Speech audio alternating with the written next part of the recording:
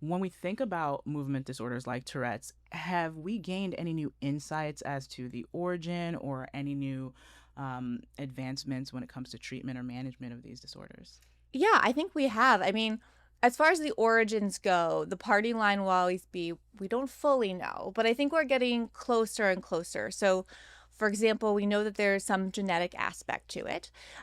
So they ticks tend to run in families, although you might not always see it in like the parent or the other siblings. And they also tend to run along with OCD, for example. So a lot of times people who have Tourette syndrome might have a family member with OCD and vice versa. And so there's some genetic component, but a single gene has not been identified. And then more and more work is being done on kind of, well, other environmental contributions as well. And that's something that still needs to be explored. But I do think we've gotten a lot better understanding of the underlying circuitry in the brain that probably leads to or contributes to tics. And it's a pretty complex circuit that's involved everywhere from the cortex. So, the kind of like top area of the brain all the way down to the deeper area is called the basal ganglia. And so when Tourette's is diagnosed, is it being diagnosed by looking at those aspects of the brain, or is it diagnosed by looking at the movements and the symptoms? It's the clinical diagnosis. So it's getting the history, seeing the movements, asking the questions that kind of parse those out. So there's not like a test. There's not a blood test. There's not a brain scan that diagnoses it.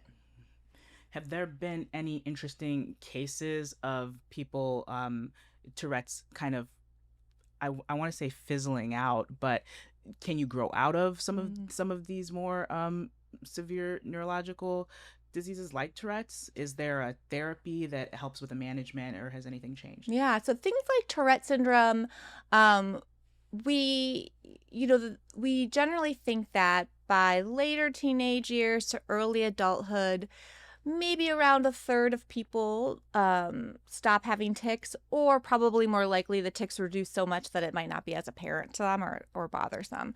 And so many will improve or even fully resolve. That's of course not that's not most of them, but many of them.